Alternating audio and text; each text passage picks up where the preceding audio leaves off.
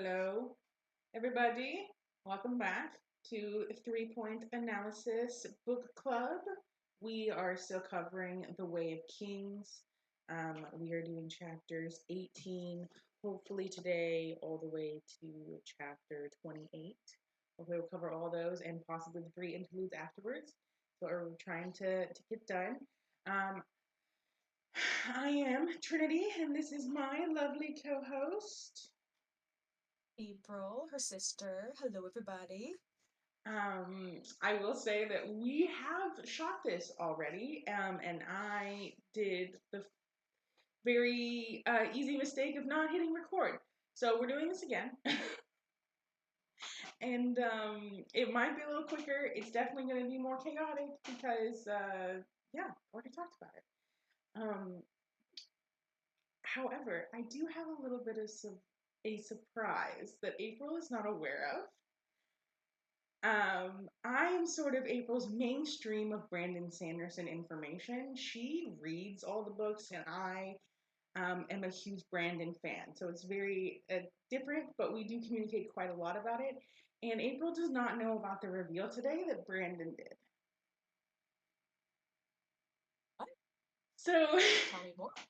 Brandon released his secret projects last year, where he released the 4 books that he didn't tell anyone he was writing, that he surprised dropped on all of us. You remember that?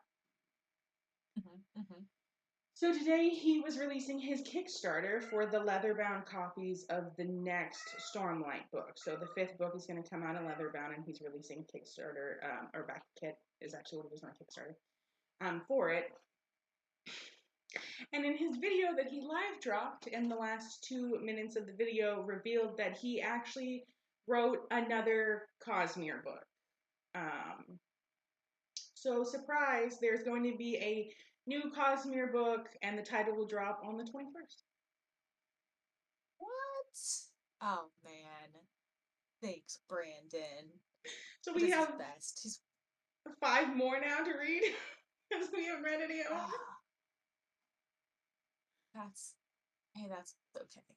It's better to have too much than not enough. So thanks. Right? So if we do finish And 25. these and the 5th one, and we're still not burnt out on Cosmere, we have 5 more books. So 2 years of Cosmere and Brandon, maybe.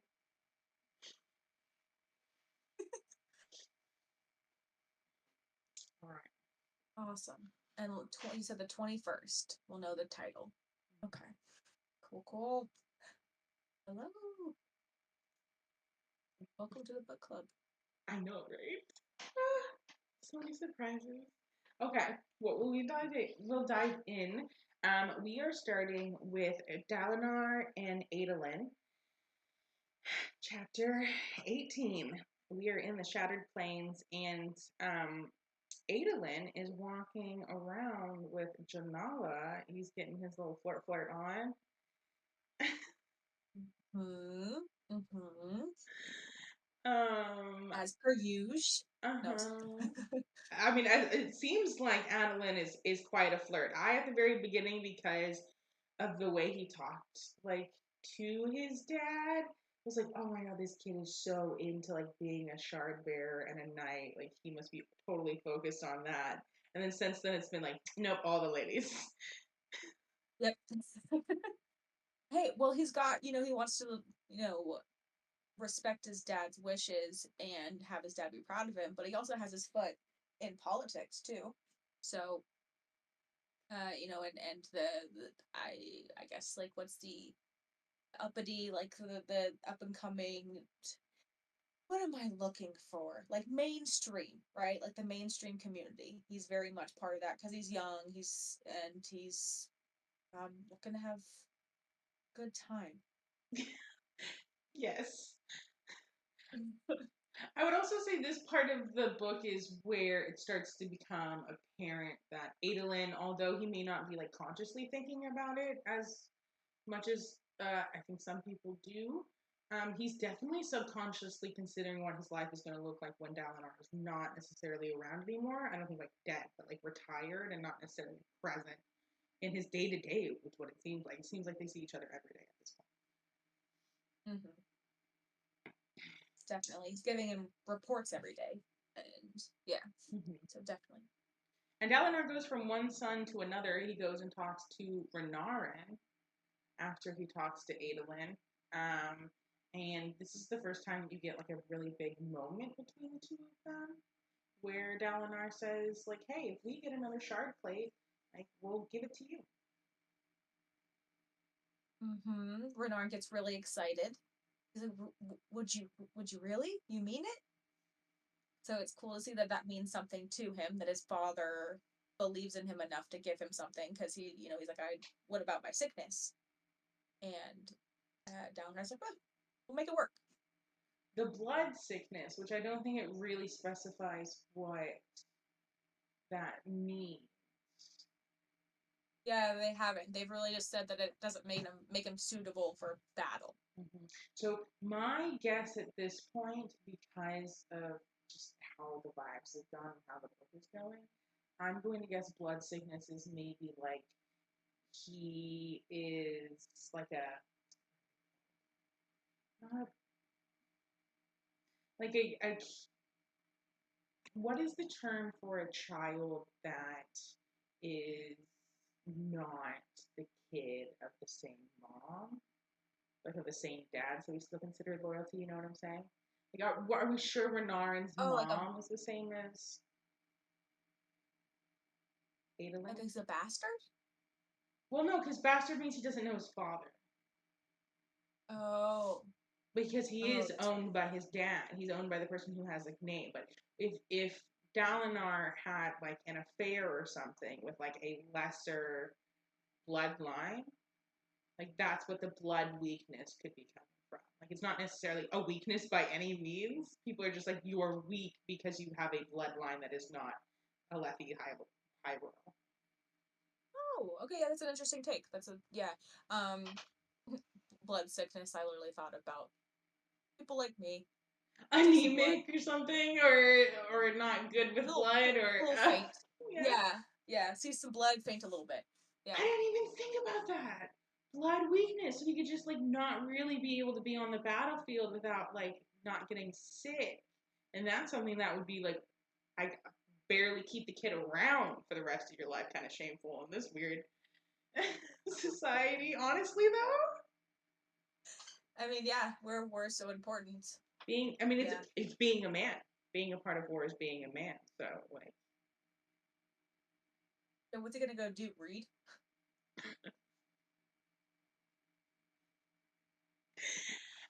Anyways, we also learn the stories from Kadesh. We learn about the hierocracy. I hate that word. I can never pronounce it properly. Whatever. When the church took over the world and the priests claimed to have visions and prophecies and the different lies and manipulations and how bad things got. I am excited to find out more information because I think I will get to a point in which I am so invested that I will like make timelines and try to figure out the nuances of different things, because at this point, like, it is just like past present. We don't have enough information of when things happened, and I'm so interested to know like the difference between the religious faction time era, the like killing things because they're trying to, like, chasm fiends trying, not chasm fiends, underclass trying to kill people, and people coming out of the sky, like they're, what are the time frames? Oh, okay. And so this finishes up with Dalinar visiting Elhokar. I'm determined to not get these names wrong. We've already done this before. I can do it. It's okay. It's a personal mountain I want to get over. Now I literally cannot say his name. The king. And Dalinar talk about Dalinar possibly being High Prince of War. And the king is considering it, but he doesn't seem like he's a huge fan of the idea. He wants him to step that up a little bit before he makes that decision. Mm-hmm. Yep. Dalinar takes it gracefully, though. he's getting better with every conversation, realizing that he cannot continue to brute force his own opinion because nobody's vibing with it. Yeah. Yeah. His reputation's gotten a little bit weird. Mm-hmm. But I mean, that's what you get for being known for war in a war focused society and then stop doing it. You know, what are people Well, going to think if you've kind of decided that you don't want to be part of it anymore? Why is that if you did it before?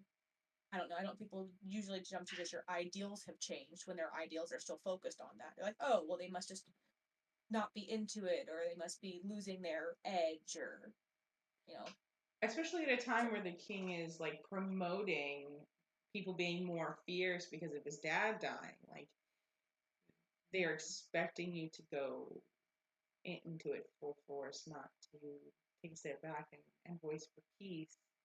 But on top of that, like they're also talking about your fits during the high storms, which is where the next chapter goes. Like it's not even a fit in a high storm, it's a fit in front of other people during a high storm. Like people actually see him what they consider like going mad.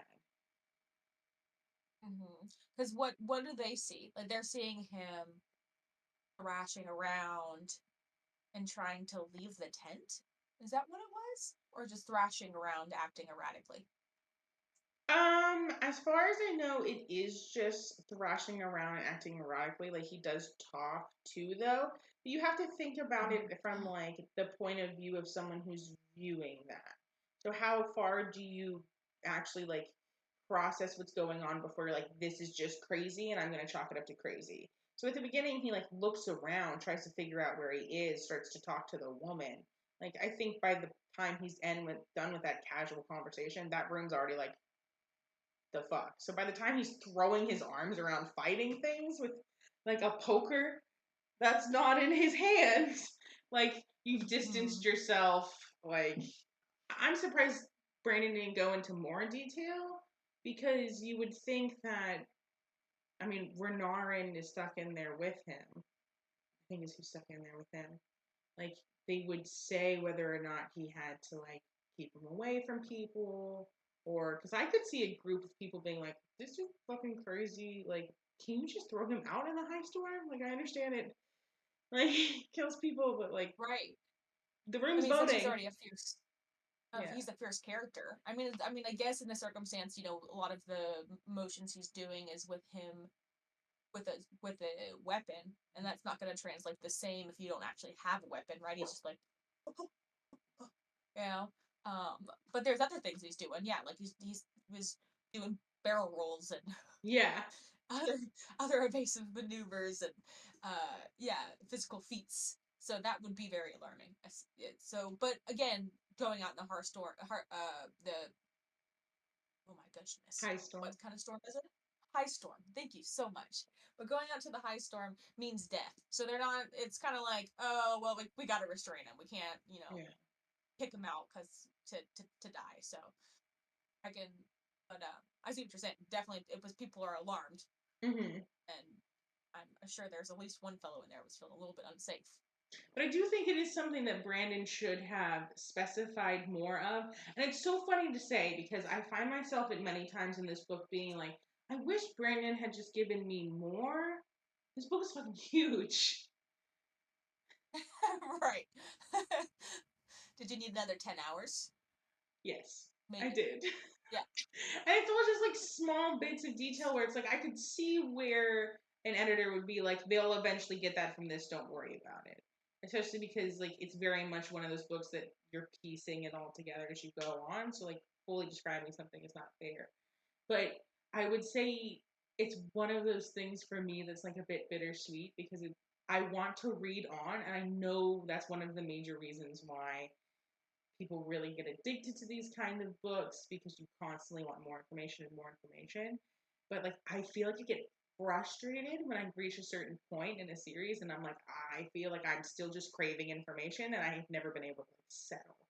So I'm interested to see if we ever get Mm-hmm. a point where we get to settle or maybe like 5 or 10 chapters with what we have. Right. I totally see what you're saying.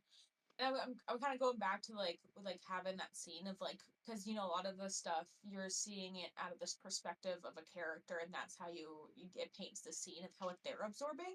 So I'm trying to think like if Dalinar doesn't like, he probably has a lot of shame for the vision, so he doesn't really want to know how he was acting and how people reacting. Renard doesn't necessarily seem, at least what we've seen so far, like he doesn't overly judge his father or hold a lot of shame for what his father's actions are, like Aladdin, uh, Adolin does. And so the only other option would be like someone from the actual like other camp that they went to visit, and that we haven't been introduced really to anybody. So I mean, it seems like a maybe that was like the opportunity. Kind of showed us that if that was a point where they Downer didn't want to know, and that's why we didn't see, because he wasn't ready for that kind of information yet. So kind of a cool take. That does make sense. So Dalinar goes into his vision, and he is someone's husband. He ends up. They start in. He starts inside of the house, right? I just remember him looking for the girl. I think yes. Yes. Okay, he either starts inside the house or he gets the girl on the very outskirts of the house and then brings her inside. Because the first thing that I remember is him talking to the wife with the little girl. Wow, since we read this. And he very quickly kind of gets his bearings. He's been here before. I love how quick Brandon is able to, without telling at all, like completely show where we're at in this vision. Even though we have no idea where this place is, like Dalinar establishes it's in the past. He is in someone's body who is like has interacted with these people. He's their husband, but doesn't have any memories from him, and very quickly just falls into like, I've got I've got problems right now, wife. Like, I can't remember. Like, I just need you to be straight with me and be clear with me and give me the answers I'm looking for. It's like a pretty good tactic. He's clearly like done this a few times. So I just love, it's like we've been told over and over again that he's been going through these, but this shows that like he's going through these and he's being shown as going mad, but he's really in quite a bit of control when he actually does it. Mm-hmm. Yeah, definitely. And it also kind of shows like his tactfulness and his compassion, right? Because he doesn't want to unsettle the people in the vision, even though for all he knows they're figments of his imagination. And it also does serve the extra purpose of getting more information from them. Like I guess an example I've seen is people talk about when they lucid dream. You typically don't want to tell the people in your lucid dream that you're dreaming, because then it throws it all off. They like you get the characters in your dream like get discombobulated with that reality. So this was like this kind of like same thing. Like it's it helps with the flow of his own goals of getting the information. Mm-hmm. On top of, I mean, but then you also see him go into fighting, um, and that's not to necessarily get the goal of having the vision pushed forward. He just is inclined and feels the need to protect Mm-hmm. and fight and stand next to. But I'm jumping. How does that happen? You're barely jumping. You just missed the fact that his beautiful sparring weapon is in fact a fire poker, because it needed to be, honestly. I am so excited for one day for this to become a scene in a show or an animated series, probably live action, but we'll talk about that again one day. With him out there with his fire poker, and just like, because it's such an like epic superhero moment that they're gonna be able to shoot of the two shard bearers just plummeting to the ground and helping him out and being so impressed by Dalinar. His fire stick fighting. It's so Mm-hmm. cool. This is the first time you see a female shard bearer in full plate, and she's Mm-hmm. down on the ground healing him partially very quickly with some magic that we haven't quite seen used in this exact way before. information. Right. And then, as quickly as they come, they're gone. They are gone, but we get a few interesting tidbits of information. Like, they can remove their helms magically, which like just blows Dalinar's mind. As someone who's read so much fantasy, the first time they described it, I was like, "Oh, cool! Their helmets just like dematerialize, or they like fold back or something. That's awesome. That's really easy." And Dalinar's just like, "And then her helmet was gone."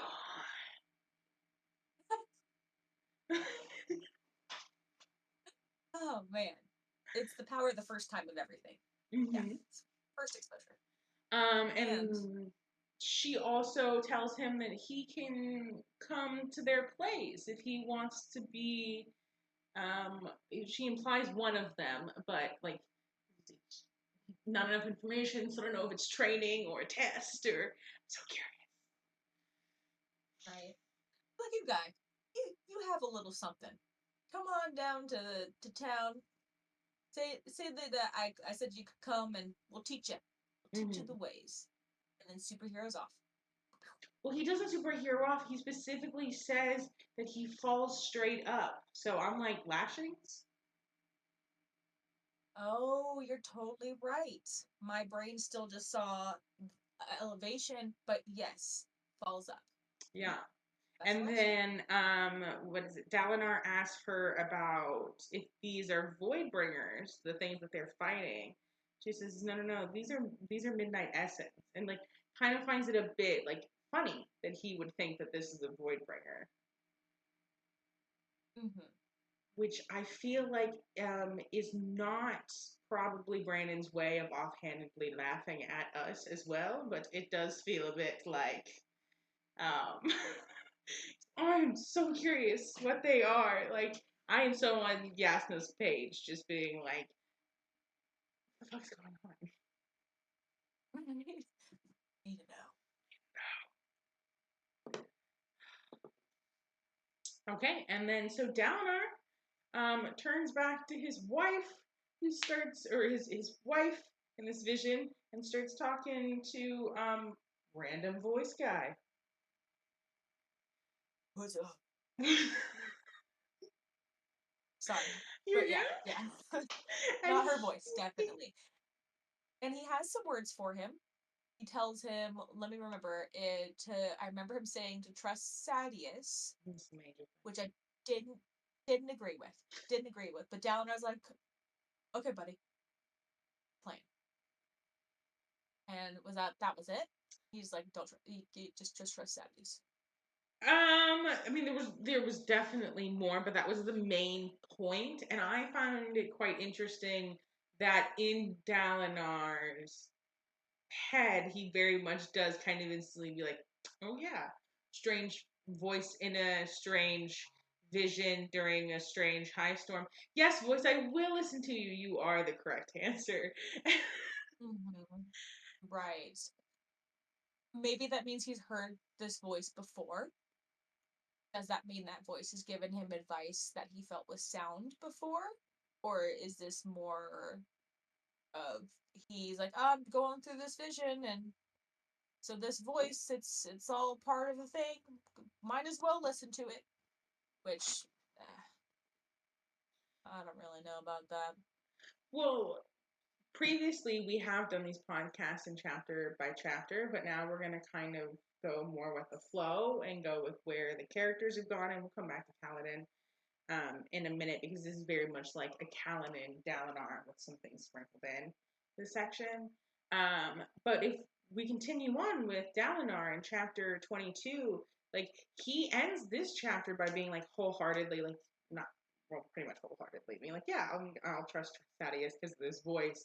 And then literally the moment it starts to be like you have to trust Thaddeus, he's like, I don't know if this is right. Like I don't really feel this. So it's like he that if that voice hadn't been there, I don't think he would be trusting Thaddeus at all. Like it is interesting that it's so strong that he's going against what seems to be all of his instincts to continue Mm-hmm. communicating and working with Thaddeus because he finds out in chapter 22 that the king did promote somebody Not necessarily as High Prince of War, but High Prince of Secrets or Information. I think.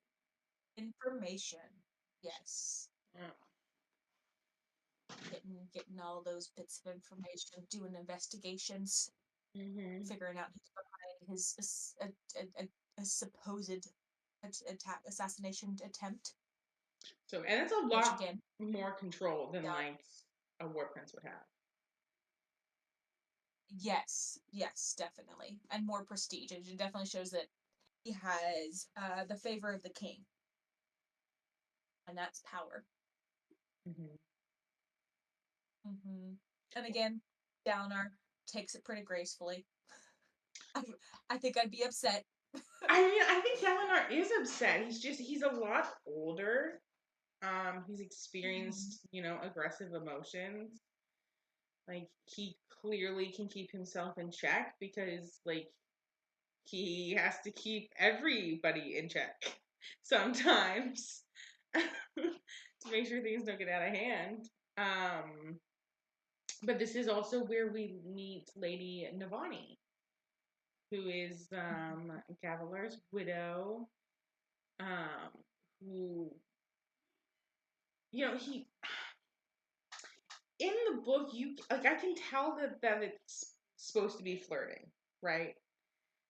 Between Dalinar and Navani. It doesn't feel like that though to me. Uh-huh. Like I guess later on it does, but it definitely felt like more like a big sister picking on him kind of relationship. Really? Yeah. I took it as him being intimidated by her. So, she's got good quips and um she's like not shy to soften her blows, so to speak. Mm-hmm. And I think that makes him more timid was the gist I got. But I guess, do yeah, you you think that Dalinar knows that Dalinar has a crush on her? the oh, his nephew, Uh, Alucard? no, no, no, no, no, no, no. Dalinar and Lady Navani. Do you think that Dalinar like understands his own emotions towards Navani still? Like, is he Hmm. in the past? Like they talk about. I think it's even this chapter or later on that he was a prospect and that she chose his brother instead. And so like he obviously came to a term of acceptance with that. But do you think now that his brother's dead, had any conscious thought of like, well, Navani is an option? No, he's too honor bound, I'd say. Mm-hmm. Yeah.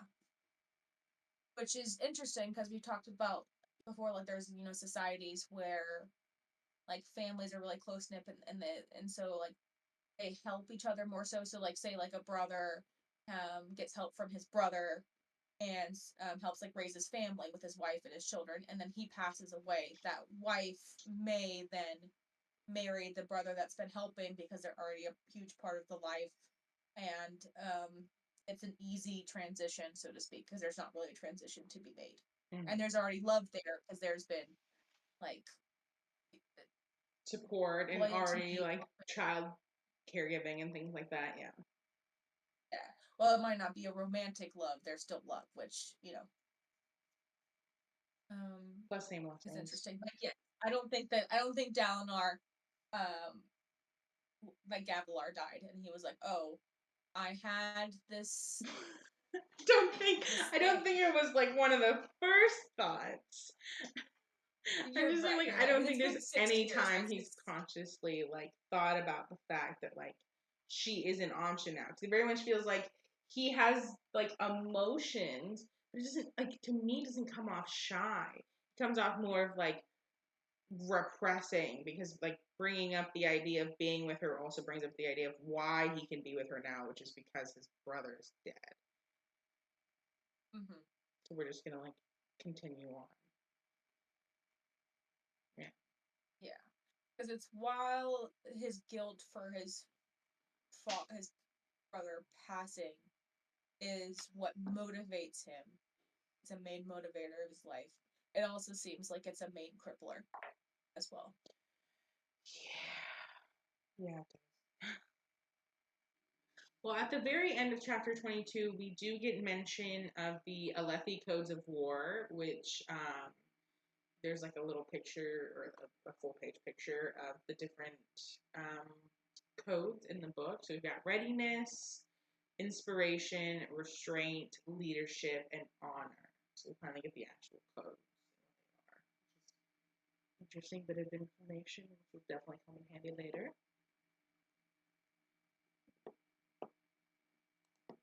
And then we dive into chapter 24 is Dalinar's next step. We are still in the Shattered Plains area. We're in the Gallery of Maps, waiting for High Prince Rorion. Mm-hmm. Mm-hmm. And pretty quickly, Rorion tells Dalinar, like, I don't want anything to do with your plans, bro. He does. Yeah, he's like, I've been hearing around the camps that you're trying to get some allies, and I wanted to come to tell you to your face that no, I'm not gonna do it because I think you've lost touch a bit. Yeah. Yeah. Disappointing. So this chapter does continue on with Dalinar, though, but it does go into Adolin's perspective when Sadeas comes to their camp and starts to get permission to ask around about the poor situation and the strap. Yeah, doing that high prince of information stuff. Yeah. Adolin and Dalinar, of course, are absolutely terrified. Not absolutely terrified, but they're worried about what their guys are going to say or what they're not going to say or how they're saying what the things they're going to say are. The anxiety is unreal. And one could say for good reason, because as we go to talk to the fellas, they didn't get no information out. Well, not one thing. They did get information. Is that Dalinar's men are so loyal that you most likely are not getting accurate information out of them. And Dalinar is like, I think this might have actually been one of the worst scenarios out of the bag full of possibilities we had here. It's, oh man, you gotta love it though, because it's the thought that counts. You know, they wanted to protect their High Lord. But yeah, they looked strangely suspicious. Mm-hmm. Yeah, and they're not even guilty because they've, it's obvious in the way they're talking to Dalinar. And we already know that Dalinar didn't put them up to it. So yeah. And this is the moment that you see like a pretty big rift start to form between Dalinar and Adolin, because Dalinar says, hey, like, we need to trust Sadeas. My vision said so. And Adolin respectfully goes, the fuck? Mm-hmm. No, I'm not going to base my life choices off of your visions, Dad.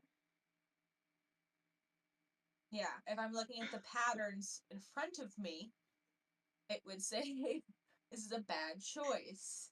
Mm-hmm. Yeah. And it still comes from like a place of love for the most part, right? He's like, other people aren't telling you this, but like this is not okay. Mm-hmm. And I want what's best for you and our family. So we do find out at the end of this chapter as well that they've been fighting for 6 years and they've never seen the center of the Shattered Plains. Mm-hmm. Yeah, so them thinking that they're winning is purely we've been doing it for a while now. Yeah. And we have to be working. It has to be working.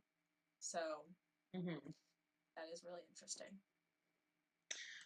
This is like 6 years. It makes the whole situation so clear that we are getting a point of view and we are not getting the whole picture reality of what's going on. Like, we have no idea if they're winning. They have no idea if they're winning. Mm-hmm. They have no idea what war they're fighting. Mm-hmm. That's why, like, I don't know what the bad guy is. I don't know what our goal is because they have no idea. They are winging Yeah. it so hard. It's terrifying. I mean, because if we think back, they didn't even start learning about the Parshendi until like very close to when the king gets killed, Mm-hmm. assassinated, because he welcomes them in and wants to learn more about them, and vice versa. Um, yeah, so they don't really know much about the Parshendi at all. Mm-hmm. Which makes it like this is where you can start to like really put the pieces together of what the possible options are of why they had Zveth kill someone in such a way that they did, because it really could have just been one Parshendi that didn't like that this king was bringing these two people together and hiring one guy, and it literally ruined everything because they made sure that he was being seen as like a societal killer instead of just someone making the story. Mm-hmm. Wearing white. So we are in chapter 26 now with Dalinar, and he is getting the Way of Kings read to him. Mm-hmm. Little book name drop there. And this is also when you find out that Dalinar's sort of mindset on society, I would say, is very similar to Shallan's. He also doesn't really question like the difference, the nuances in men and women, and is very much masculine arts versus women arts. And I find that interesting that he still has no sort of like nuance or questioning about it after seeing the female shard bearer. I feel like I keep asking for a little bit more, and Brandon can only give us so much. But this would have been a perfect moment for him to be like, "But that one woman, like, she did do really great with all that stuff." Mm-hmm. But But it's just not part of his society, so he probably doesn't even make that connection. that's true. That's true. Because his society has, major gender roles. Mm-hmm. Well, we dive right into like his gender roles because him and Adolin end up doing some killing, and I find it super interesting. You get Adolin's mindset in what I feel like is just one sentence, where they're figuring out like where they want to be, and Adolin says, "What is the point of a shard bearer if we cannot lead the charge?" And then Mm-hmm. dives into battle, and it's just like, oh, bud. Like, there are so many complex ways to tear apart that sentence in good and bad, but boy, does it show his personality so well so quickly. Mm-hmm. And then Dalinar It dives sure into the does. battle and starts to feel the thrill and gives us a little description of the thrill, Mm-hmm. which to me it sounds like a magical essence of some kind, not necessarily like just being excited. Mm-hmm. And I would say, like, yeah, I feel probably the same way. I mean, it, but he's already strong. He doesn't get any stronger with the thrill. It's more a sensation, Mm-hmm. Well, right? I think it's like one of those things where it's like the thrill is probably the manly way of talking about something that everyone experiences. But it was so clear at the beginning of the chapter that Dalinar is someone that sees like physical art as something that men do. So he, like you were saying a minute ago with like the shard bearer, he probably doesn't consider the fact that women could also feel the thrill when like in a part of an aggressive action or something like that. And so like on top of that, being a shard bearer, I could see it being like full force and like I guess I wouldn't think it is a magical way. Full force isn't like having the shard bearing plate doesn't necessarily make it more aggressive, but amplifies it because he is stronger. There is more impact behind his urge or his feelings of the thrill. Does that make sense? Yes, it does. Yeah. And I kind of took it as like it's more of like a confidence thing, like maybe. And so that's why like putting on the shard plate brings him to that like quicker. It's kind of like if you put on like an outfit that you like you feel good in, you're like feeling yourself in, and then you feel more attractive, and then you give off that uh feeling, and people like get that sense of confidence, and that becomes more attractive as well. It like feeds into itself. So it's like, yeah, it could be magic and in its own right, but it felt more like it was a mindset. Mm-hmm. Which is kind of interesting because like they talk about like when people do certain things, like creative spread Mm-hmm. is their thrill spread. Hmm. Because they continue to mention that there's some spread that you can't see, and I mean, when as we meet Sil, like it seems more like a choice or a level of energy that makes them visual. So it could be. That'd be so interesting. Well, anyways, we can't ruminate on the thrill for too long because we only get so much information. They do end up winning the battle. And Dalinar does ruminate on losing his thrill, but like I said, we're gonna move past your thrill, Dally. Um, when he notices a freaking shard bearing Parshendi that arrives pretty late to the battle. So, like, instantly trying to figure out what is going on. Shard bearer Parshendi, why is he here so late?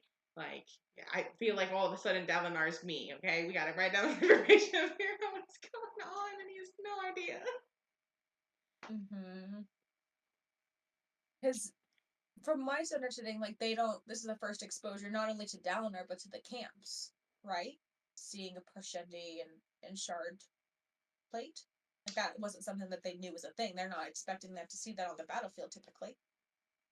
See, I don't think it's typical, but I don't think it's the first time they've seen it. Because I feel like it would have been a better, bigger Mm. reaction. I think he was more concerned about why the shard bearer was coming late because they made it was so heavy handed that our shard bearers go first. They lead the Mm. charge. Why are you sending people in to fight us and then bringing someone in who doesn't fight us? Mm. Mm. Like it Okay. what it felt like to me more was like a reconnaissance or like an information mission where they're like, that shard bearer is gonna live, let's throw some of our bodies at them, then Mm. send him in to observe. If someone attacks him, he'll survive it and get the information back to us. Mm-hmm. So I mean, and they've been talking about the Parshendi pulling back their forces. Like it definitely feels like the Parshendi's like, oh wait. Like we need to gather some information because they're doing like what to me feels like a better strategy in what's going on. And it's like we're going to minimize our losses while we gain more information. And these people are just going to continue to throw people at them because they're like, oh yeah, they're pulling back. They've got less people. We're winning. It's like no, like we're just taking a break more or less to figure out what's going on. Mm. I don't know. Well, could you imagine like being in a society in which the entire outskirts of your society cannot expand because it's constantly being penetrated by what seems to be like one country? Mm-hmm. So they don't there's they don't possibly know what's super far out there. Uh, but we continue on. Dalinar talks about his grief for his brother. Um, does talk about the heartbeats of the shard blade. Does some grounding techniques. I love that Dalinar seems like such a grounded person that mentally is all over the place. In the way that fits so perfectly with like grief. Again, he's constantly just trying to make a plan to get his goal done and keep going forward, but he's literally on the brink of falling apart, is what it feels like. Mm-hmm. Yeah. At the seams, that one. Mm-hmm. So that kind of goes to show that. anyone can be at their seams and be putting on a different front. So we move on to Dalinar's little last bit in this section, chapter 28. So him and Adolin are at the war camp on the Shattered Plain, and they're watching a demonstration of a new bridge design. Mm-hmm. And it doesn't really work, the bridge. We find out a lot of information of how they're handling at least like the bridge aspects of the war, the testing, the craftsmanship, the time it takes, how many people it takes to just test one bridge.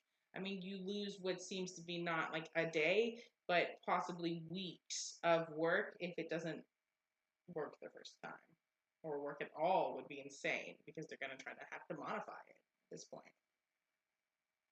Mm-hmm. Mm-hmm. But it is really cool to see that they're trying to refine the process. Is what we've seen on the other perspective. It's not good. So, as far as I know, Dalinar is the only high prince that is really concerned about modifying what he's using instead of modifying how he uses the people he does. yes. Yeah. Which is very interesting. And Dalinar does tell Adolin at this point that he's considering stepping down as high prince. He's thinking about retiring, which for a character that I honestly didn't think I cared about that much, like I got like genuine deep seated sadness when I thought about Dalinar retiring and moving on. Right. And it's funny because you see, like Adolin, he is also feels the same way. As much as he doesn't like the visions that his father is having, and doesn't necessarily agree with everything. He doesn't see the reality yet, where his father doesn't have a heavy hand in decisions and everyday operations. So that still shows that he thinks that his father, to at least the degree that he needs to be, is competent, sound-minded, and he loves him. Mm-hmm. He's doesn't think he's ready to take that step. Yeah. But they get interrupted because Navani comes in and tells Dalinar that Yasna wants to talk to him on the span read. And I will mention this because I did mention it in the last recording, so this isn't new information anymore. It was originally when I told April this. But right before we did our last recording, I was listening to a podcast at Intentionally Blank. It's Brandon Sanderson's podcast with Dan Wells. And he happened to mention what the inspiration was for the span read. That there was a author who wanted to be able to sign books and talk to people even though she wasn't able to leave her home. So she was working on a pen to sign via from her home to people live and to be able to talk to them through chat. And that's what gave him the idea of a span read. So it's like such a beautiful coincidence. I wish I'd recorded that last video. It was perfect. But I digress. Dali goes to speak with Yasna, and this is the first time that I put in my head that Navani is Yasna's mom. Yasna is a princess. Yasna is the princess. I know it's clearly been mentioned up until now, but for some reason my brain just did not correlate it until here. I wrote it down in my notes wait, what? Yeah. Well, we're talking about, when we're talking about roles, of gender roles, there's also societal roles. You're not really expecting the princess to just be off with low security, traveling to different parts of the land, just, maybe maybe up to no good, maybe not, but researching and doing whatever. You'd think that she'd have more duties in place. Mm-hmm. Kind of like what Shalon was talking about her roles were, mm-hmm. as being the female of her household. But right. Yasna's not tied to that. So I mean, I can see why the connection wasn't made. Well, Yasna brings up the Void Bringers and asks some questions. And Dalinar tries to get some information, but Yasna is quite cagey about it. But she does reveal that the ancients knew about chasm fiends. So chasm fiends have been here for a long time. They're a staple. And that is the last bit that we get from Dalinar in this section. So we're going to dive back, or roll back to chapter 20, get back with Kaladin, who is actually, we're going 7 years ago, Kaladin, little kiddo Kaladin, and he is unfortunately loses a patient, Mia Saul. And you also get his perspective on how he views himself and his pathway as a surgeon at this point. He is quite upset. He thinks he's not a good surgeon because he wasn't able to save her, and his dad, does talk to him a little bit, not necessarily in the most supportive way. I don't think his dad is really the most supportive fella. I don't know. I mean, I feel like he's supportive. I think it's a hard concept to give somebody, is that like you can only get upset about the things that you can control. Yeah. And like you're not going to be able to save everyone because sometimes they're past your expertise or past your control. Right. That's true. And so, yeah. Like that pressure to help is helpful when you're in the moment, but after the failures happened, you can't beat yourself up about it. Right. You can learn from it, but yeah, you can't say that you're not good enough because of it. You're not that closes you off to be able to help others in this specific circumstance. He's talking about being a doctor, Yeah. These chapters are pretty small, but it just like I think it hugely impacts like where Kaladin came from, which is why they're obviously here. Because we could dive right into Kaladin, waking up at the war camp, feeling in pain, feeling like a failure, and then having to make that choice to continue to get up anyways. He's gonna get up, he's gonna do his exercises, he's gonna show the men that you can do it, and his perseverance really shines through. It's almost a fake it till you make it, though, at first, in this aspect, because he was not feeling it. Oh my goodness, yeah. Especially because like the men that are injured right now, he like fake it till you make it, comes out and then tries to convince, or tries not necessarily to convince, but sees if anyone's willing to share their food with the men he's trying to save, and the only person that even considers it is Rock, and Rock's only going to feed the person who he thinks is going to live. But to build a house, you have to do it brick by brick. And that's a solid brick. It was a solid rock. Yes, it was. And we also get our first mention here that Rock can see Syl. It's not like hugely discussed, but we do find out that he can see her, which is interesting. So she's either becoming stronger, or she's showing herself, or he can just see her. I think we find out later in the next chapter, here we are, chapter 23, that he can see her because of his people, because it's something that the people can usually do, or a lot of them can do. It is. Yeah, it's more common. And so you do also see like a little bit of how they look at Spren, or they feel about Spren, because he's very, very respectful, and very complimentary, and still just loves it. So I feel bad. She's precious. So Bridgebore is on rock duty, and they're finding stones to soul cast into food, which I found interesting. But they talk about, Rock's ability to see Spren, and they talk a little bit about how Rock and Kaladin got there. I'm going to start with Kaladin's story because I think it's better to end with Rock's story. But Kaladin tells them essentially that he killed a man and he was thanked by someone important, but when he turned down their gift, they made him a slave instead. So we do get what I feel like is quite a bit of information, not enough to figure out what is going on. Mm-hmm.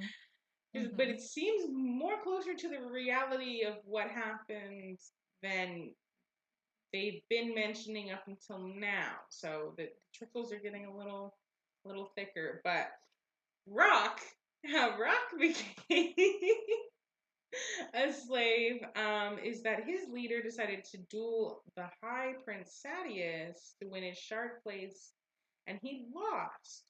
So Rock and his cousin became Sadius's servant, and Rock, just really wanted to make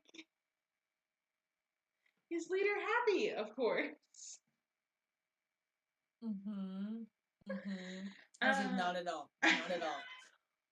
But he did learn something valuable as a chef. Lots of lessons. Yes. Yes. And we're alluding to poo, everybody. We are alluding to some chult poo. He put it in everything. He put it in the stew. He put it in the gravies. He said he managed to get it in the bread. A little bit of everything. Anyway, yeah, so he got sent to the bridges. But what's interesting here is that you also get to see a little bit more of like a different society because Rock's leader was only his leader because it was his cousin. Mm-hmm. And so someone in the family gets born, and then all their other like extended family members become their servants, which is kind of interesting. And Rock didn't have a problem with it. Mm-hmm.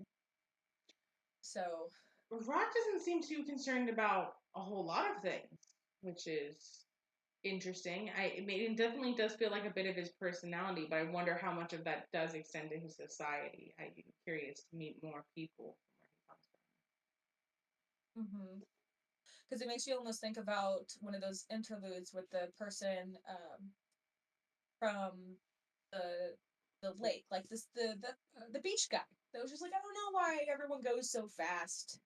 There's no one in our area that's rushing around. There's nowhere you need to get there that quick. We're just fishing. from. We're just fishing and chilling. So yeah, and he made it seem like that was a whole society. So it's very yeah. I'm also curious if it's a little splash of Rock's personality or more so just his people as well and culture that adds to that as well. The next chapter with Kaladin is chapter 25, which is back 7 years ago again. So we're rolling right back to Kiddo. And Kaladin is talking to his mom. I'm going to pause there for a second.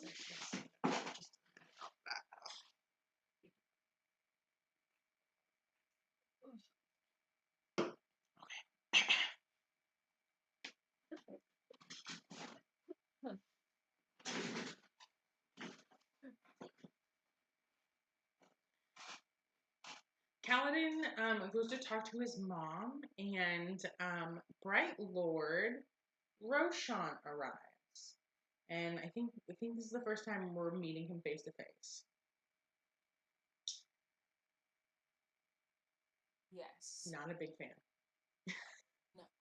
No. Kind of a butt face. No. Don't even really want to spend a whole lot of time on him. He's not great. Doesn't seem like he's got a lot of great plans, and I don't like you. Laurel clearly isn't the greatest person in the world, but like does not need to be dealing or being a part of that situation. Like Roshan, like just needs to just fuck off. Yeah. Yeah. I mean, you're right because I mean, we have to think about it. She just lost her dad, right? And so now she probably understands as far as like what her standing is. So it's not in her best interest to do anything other than to be like, "Hello, hello, Lord. How are you doing? Oh, Yeah. you have a son. He's nice." And the reality of like your dad dying and like not being able to mourn, but having to like desperately look for prospects. after that. Like, wow. Yeah, you lose your dad and you lose your security, all in the same blow. Mm-hmm. Gosh. So from one sadness to another sad reality, chapter 27, Kaladin. We're still in the war camp in the Shattered Plains. We're in the chasm though, and we are looting bodies of different things. So I love that these chapters are so subtly horrifying in like their the way that they describe the reality of the situation. Uh, we won't go too heavily into it because I do have to continue on in the podcast. But like with the genocides that are happening right now and reading these chapters, like it's painful in such a way. It's like so real. Brandon writes so well, like the tiny nuances of where like people are not actively dying, but it doesn't go away. It's always there. It's always present. We're always handling something involving death because this is war. Mm-hmm. So they're looting bodies and rock, because you gotta have a little bit of lighthearted in all the darkness. It gives Kaladin his nickname of Cal. So Yes. I guess we're gonna start calling him Cal, even though I'm already gone. I already have been and will be. And Cal and Rock cook up a plan to cook up some food. And they get a cooking Mm-hmm. pot, and get some of the rations together and start to cook a good ass meal. Which who can deny one of those? I know. And warm bellies, Yes. full bellies make warm hearts. So So a little true. bit of, and you see it instantaneous almost. Mm-hmm. And I mean, Gas walks by and doesn't do anything about it. So, like, as far as they're concerned, they're allowed to. But we'll Mm-hmm. see how long that lasts. Anyone offer a bowl to Gaz? No. I don't think you would have Missed taken it opportunity. either. Wow, wouldn't that be a way to put the freaking dude down? Yeah, we're very poor slaves who are trying to get by. Sir, would you like a bowl of our soup because you don't have warm food? Yeah, you're right. You're right. I don't think Gaz would take that very well. Yeah. But after that good meal and a night, Callan gets up the next morning to do his stretches, and the whole barracks goes with him. Not everybody joins in, but everybody at least gets up and joins them. And some of them do start training with him, which is what a turnover. Mm-hmm. Yeah. Yeah. Oh. Yeah. I do find like we are done with the Kaladin chapters now. We're on chapter 27, and we have, like I've said a few times, shot this previously, so we did go pretty quick. But I didn't realize the disparity of information between the two different point of views until we did it this way. Kaladin, I mean, we got information by all means, but Dalinar's chapters were thick with it this section. Mm-hmm. No, definitely, yeah. And it feels like less time passes in Bridge 4 because it's like that snowball effect. It's so tiny right now. Mm-hmm. Almost microscopic. So we have to see every single inch. Yeah, Really no, because understand the struggle. because just the mental shift of the men changes things for that storyline, while Mm-hmm. Dalinar has to essentially move mountains for things to shift in any way, which he hasn't been able to. Wow, that's, yeah. I like going over the chapters this way. All right, we've got 3 interludes, and then we are done. Interlude 4 is Rinse. It's Rysn. I still don't know. Quick question. Is there no oh my goodness. There's none of her in it, Shalon? Not one? No. Okay. Yeah. We'll talk about it more when we talk about the next section because she does come back and I have opinions about it because of how she comes back. But yeah, there is a mention of Shalon at some point because she does draw a picture of the chasm fiend for Yasna to show, I think, Dalinar. But no point of view, and she doesn't directly speak or do anything except for draw a picture. Okay, got it. Yeah. I'm just surprised. I didn't. Yeah, this was Dalinar's again, like the way we're doing the chapters now. Yeah. Yeah. So Interlude for Rince is in Shinovar, and Rince is learning at the side of Vistim, a very interesting trader who I know you have opinions on. So go ahead. Well, yeah, no, he's definitely probably one of my favorite characters so far. Which he's her master and also technically becomes her father during the training. Like he adopts her, which I thought was kind of interesting. But yeah, so you do run into, so they're basically going to visit the land that Set came from, and you do find that that's who Set was like originally given to, was this trader, and does have regrets for having sold him or given him away, but you to I'll get into why I really, really like it, but part of what happens in that chapter is that you do see that the reason why Set was given away because he killed somebody, and his society deems that the worst. That there's no redemption, and so they need to like get rid of him. So they basically they give him away for free almost because the gentleman wants to give him something, but they literally don't want anything. Um, which is interesting because you do see that now where Set has been released to the world and has done damage. You would think that society wouldn't want to be like would they, I guess they don't hold any responsibility to themselves. They're like, oh, he's gone, it's not our problem anymore. But he's doing the exact thing that they find like so wrong now, who's like consistently killing. They're focused on saving their society from those kind of people, not everybody else. Yeah. And they also go in about like farming being the most important thing as far as like who is higher up in their hierarchy. And but what I liked was the apprentice and her, because she's learning, right? So she's with this seasoned man, and she talks about that she's gone through a lot of transitions of her perspective. But she still needs more because when they show up, they're in this land where it's not affected by the high storms.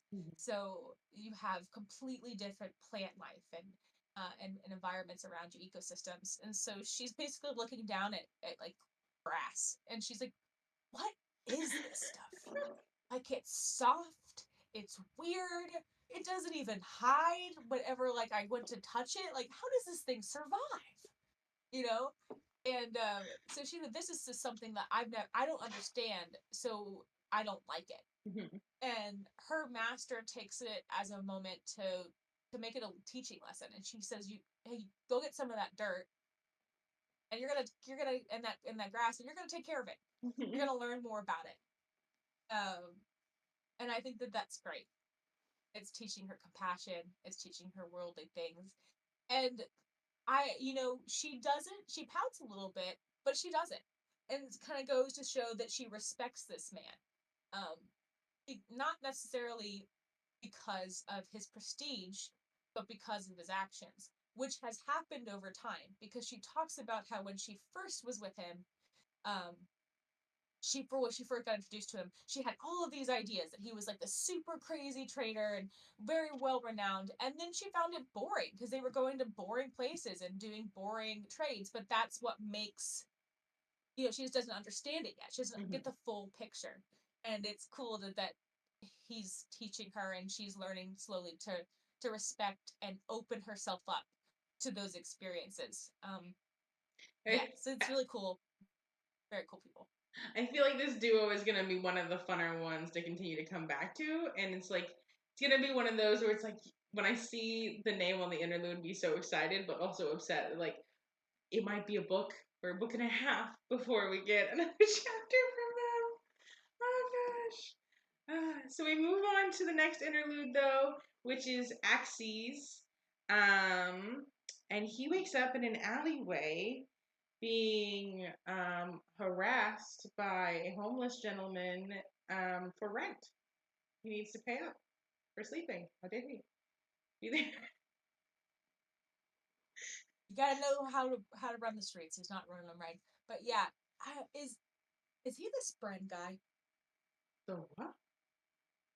Oh man, I'm getting him mixed up. There's another interlude with the person who likes to study Spren. Not this one. So no, this guy then you just kind of have to.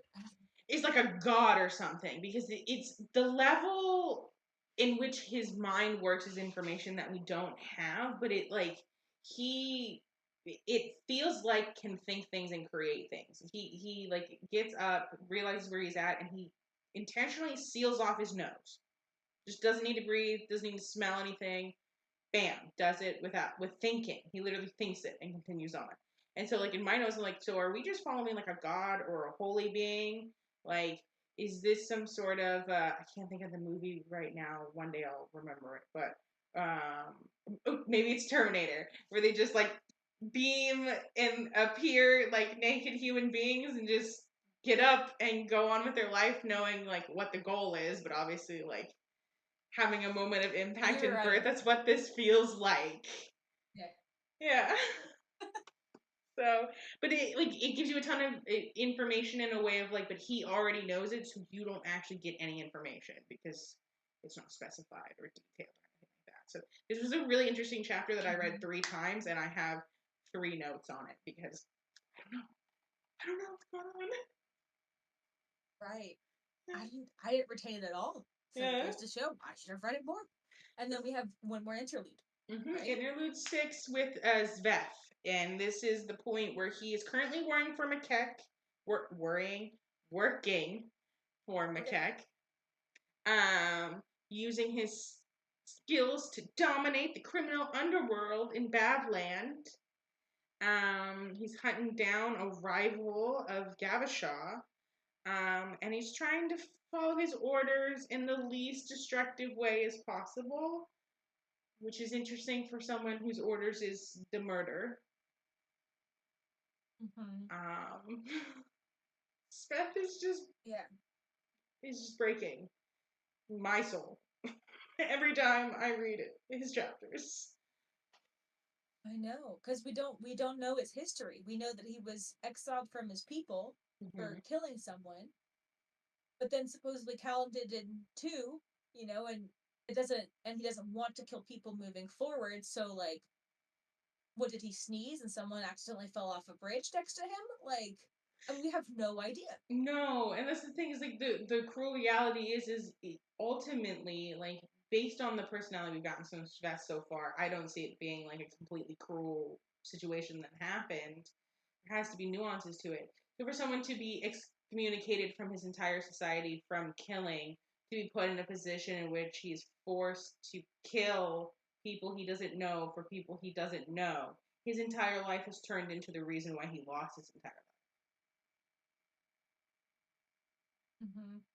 life. Oh, it hurts. Yeah. He's definitely going through it, poor bud. And that's where we end this section. On a note like that. Yeah, he gets changed masters. Yeah. Yeah. So just from one person telling him to kill to another person telling him to kill. Which is with some serious foreboding. Oh yes. my goodness. Yeah. Brandon definitely knows can be great, how to write a cliffhanger. Yes.